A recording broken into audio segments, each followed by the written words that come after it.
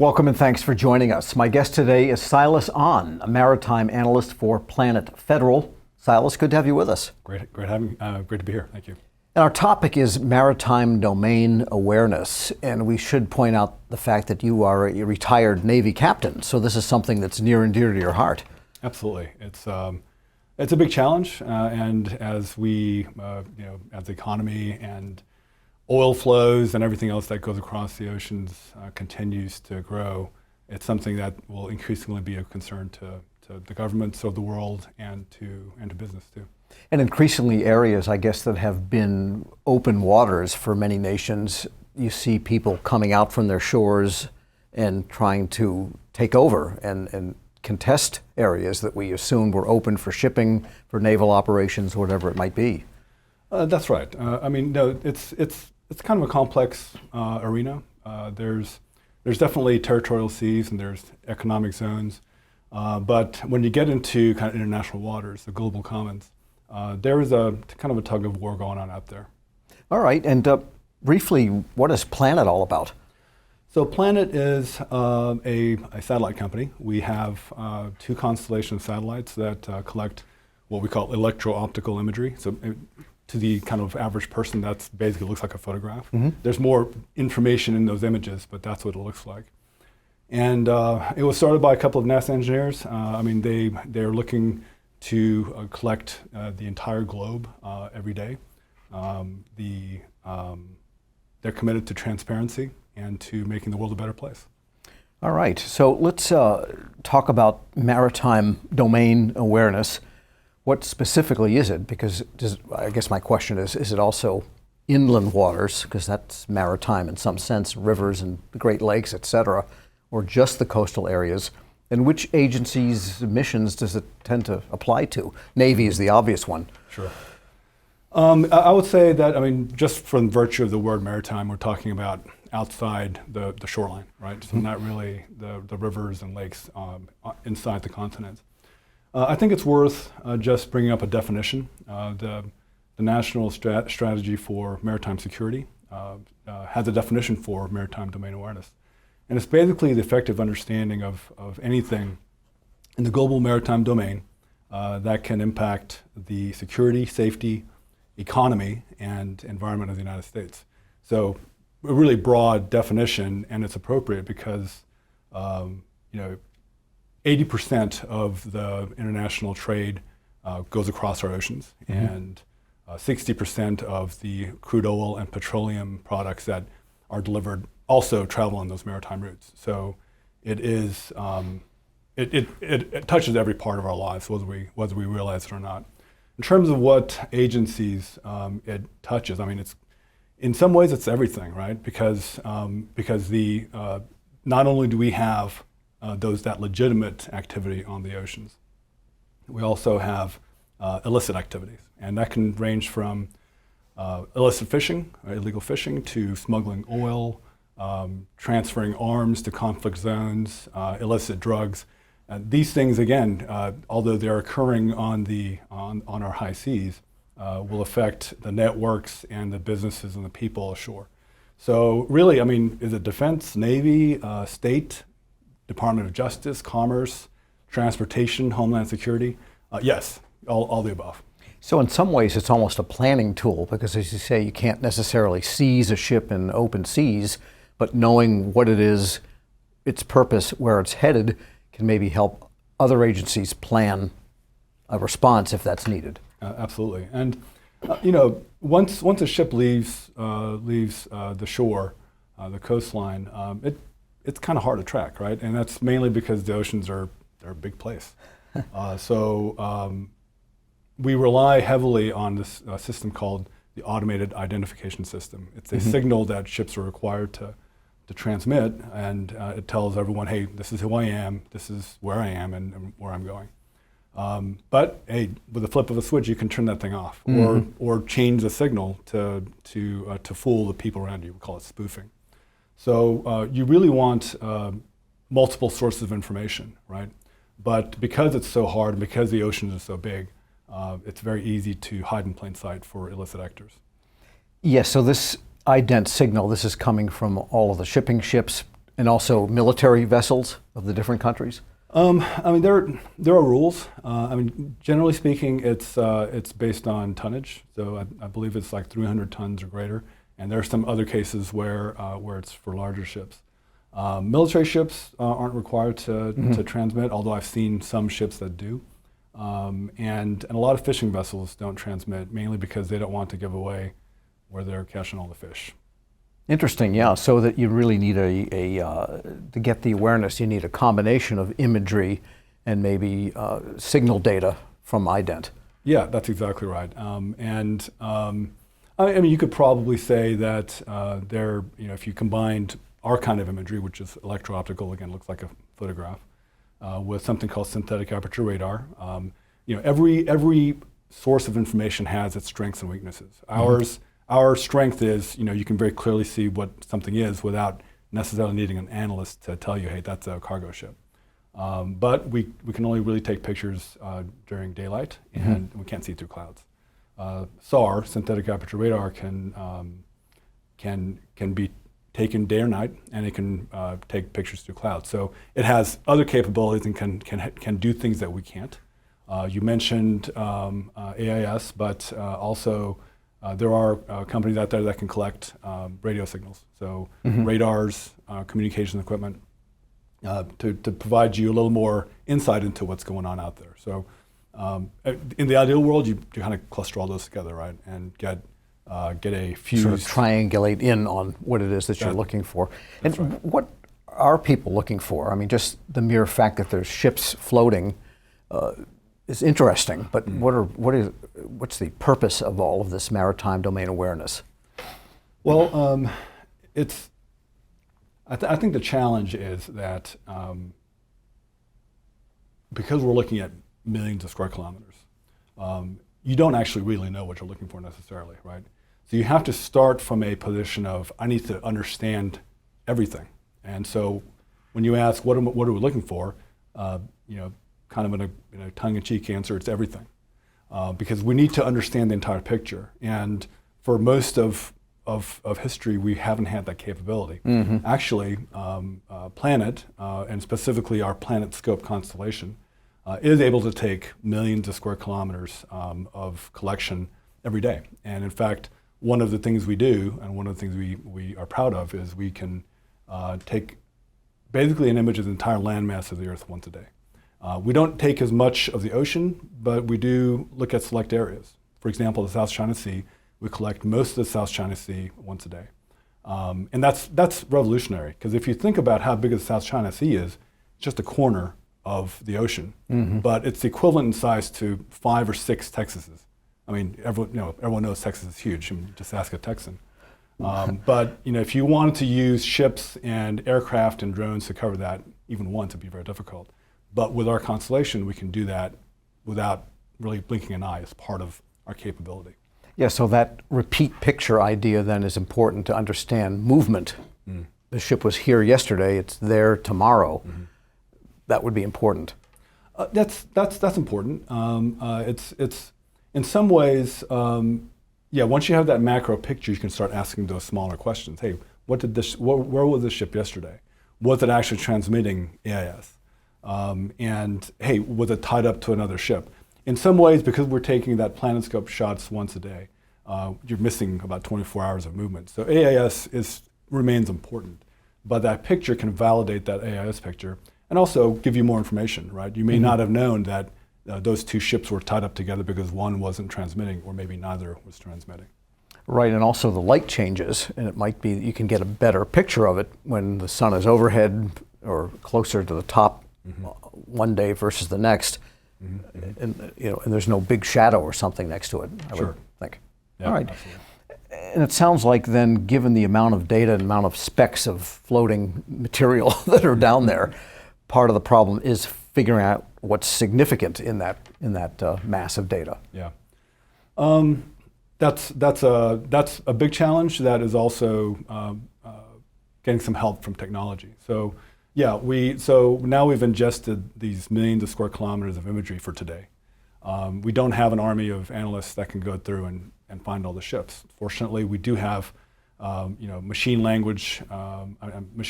and artificial intelligence tools that can very quickly go out and detect the vessels. And that's in minutes, right? So you sweep through, you find those vessels, and now you can overlay that picture onto the AIS picture. And you can look and very quickly say, hey, who's not playing by the rules? And once you've got that picture, you can then make a decision. You can maybe send a law enforcement ship out to take a look at what's going on, or you could task other collection. So we do have another constellation called SkySat. It's more traditional in terms of you task it to go and take a picture. And because we have enough of those satellites, we can take a picture up to 10 times a day on any specific location. So if you're looking to see, hey, what was that ship doing, and the timing's right, then maybe you can get a higher res shot. So, but it's all these options are available to you. Sure. And a quick question before we break. Can you tell the difference between a large container ship and a warship? Absolutely. So, well, the container ships are bigger anyway, right? Absolutely. So length and width is a big discriminator. But even with our PlanetScope constellation, and the spatial resolution is about 3.5, 3.7 meters. There's enough pixels in there for you to tell the difference between a tanker, a cargo ship, a fishing vessel, or a warship. Okay. Can you pick out a canoe too if you need to? Canoe is probably too small, at least for the PlanetScope. But no. All right, well, probably don't have to worry about a canoe. On that note, we'll take a short break. My guest is Silas Ahn, a maritime analyst for Planet Federal. I'm Federal Drive host Tom Temin. This is Federal Insights Maritime Domain Awareness, sponsored by Planet Federal here on Federal News Network.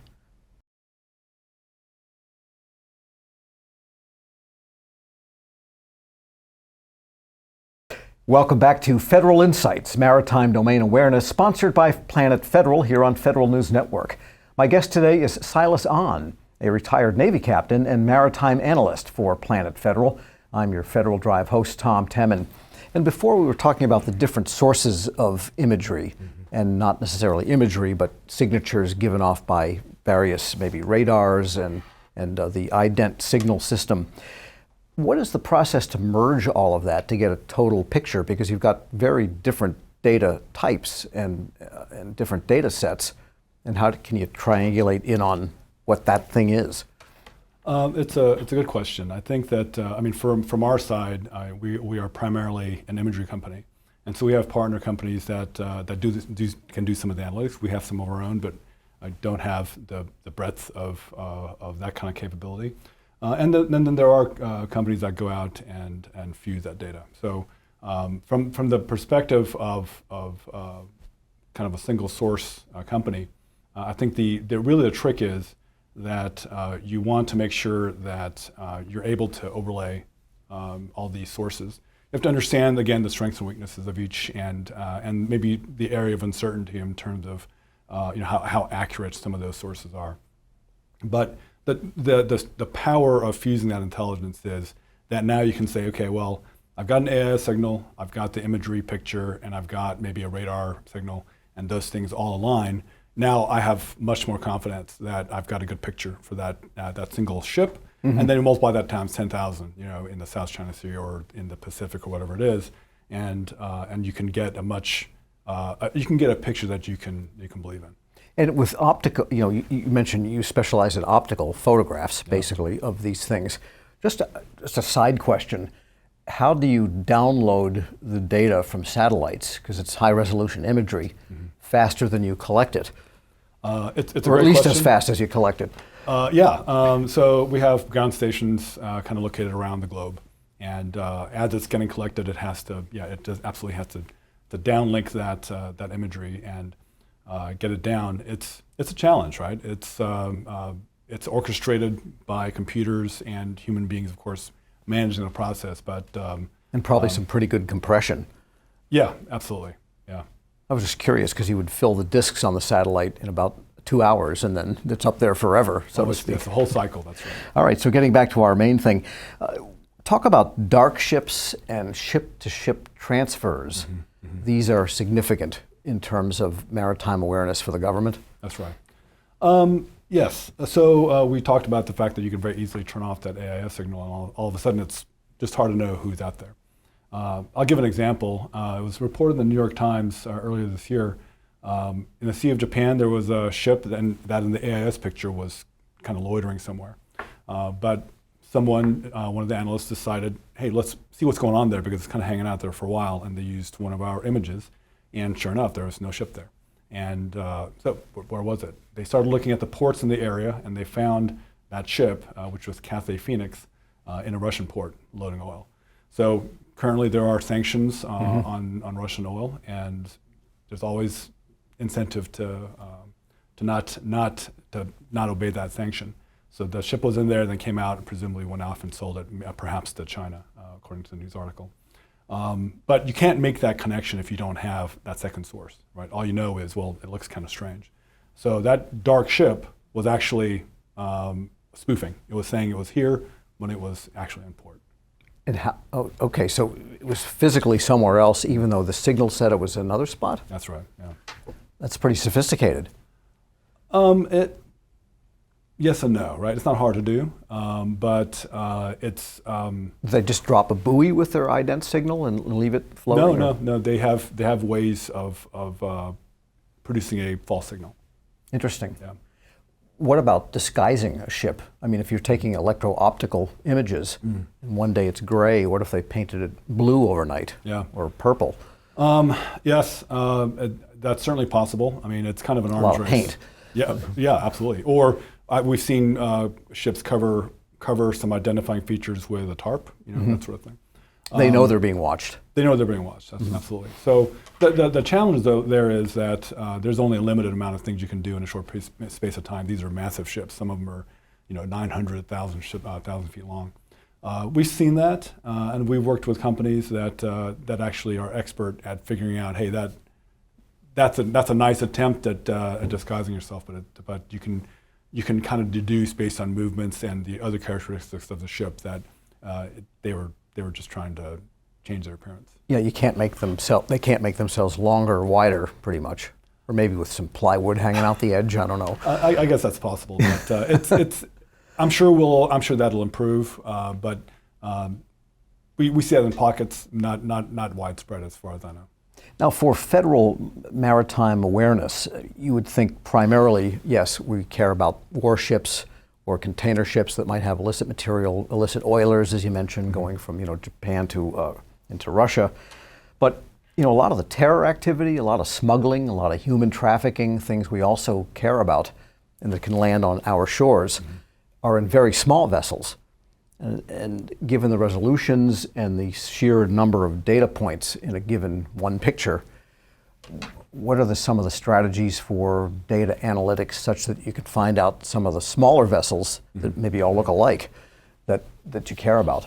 Sure. Well, I think that, like I said, I mean, there are strengths and weaknesses to every data source. For PlanetScope, again, which is a medium resolution system, some of those smaller vessels won't appear quite as distinctly. That's where, again, it comes to a multi-source problem.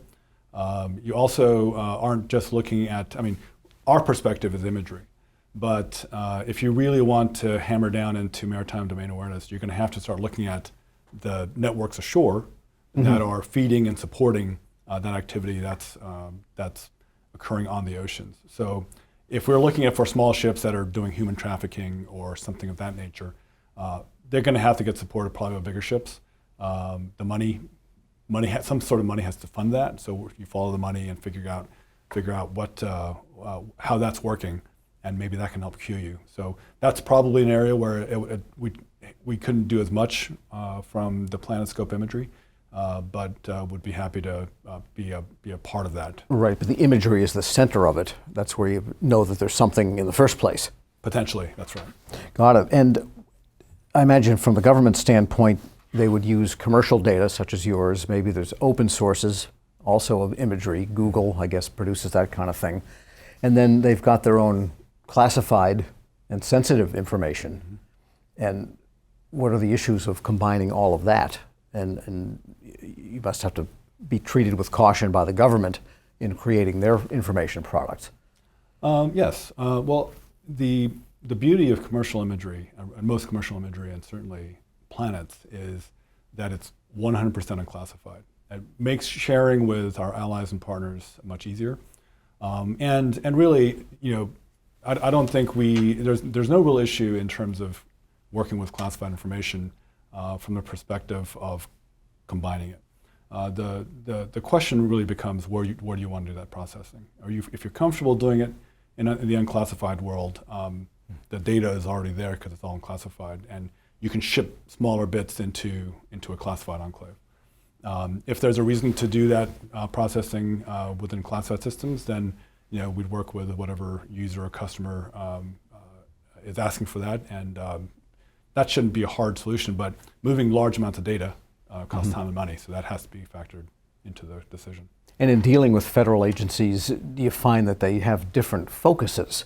For example, the Navy may have a focus on military vessels, Coast Guard kind of bridges domains between illicit and trafficking and that kind of thing, and military affairs.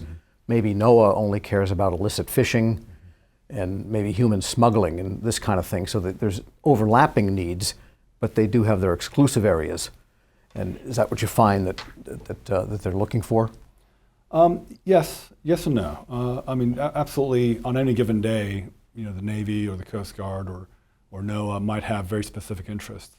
But I like to think that you have to start from a position of general knowledge, right, and understanding. And again, that's what, from our perspective, we're providing, is that big picture that really I don't think anyone else can provide. Once you get that, then you can ask your micro question. You got this macro perspective, and now you can say, hey, that's great. Now I want to know what those two ships are doing. Or, hey, I want to see ships that are leaving this port and going here, and we can absolutely help to fill in that picture. Any other good examples of something, aha? Oh, yeah. There are many, but one that I found interesting, this is back in 2020, and again, a case of AIS tricks, right? And there were two ships kind of playing as a team. One was a Lubov, and the other one was called Humanity, kind of an ironic name, I guess, in this perspective. And basically, Lubov turned off its AIS, and then Humanity assumed its identity, right? And then kind of went off and did its thing, and this is in the Persian Gulf. Lubov goes and unloads oil from two Iranian ships, and then leaves the Persian Gulf and goes into the Gulf of Oman, resumes its identity, and then offloads it to some other ship, which presumably wasn't aware that it was illicit oil at that point. But the point again is here, people will do all sorts of things to get their money. And in this case, the Department of Justice actually seized that oil. It was 2 million barrels of oil, and back in November 2020, when all this occurred, that was worth about $80 million. So, that's a lot of money for a lot of people, especially if you're under sanctions. So, aha moment, and you could only really get to that point by looking at the imagery and combining it with the other sources. In this case, it was AIS again. But it's pretty clever. Interesting stuff. Thanks for being with us today. Thank you very much. All right. Good to be here. My guest has been Silas Ahn, a maritime analyst for Planet Federal. I'm Federal Drive host Tom Temin. You're listening to Federal News Network. For more on this discussion, please visit federalnewsnetwork.com and search Planet Federal.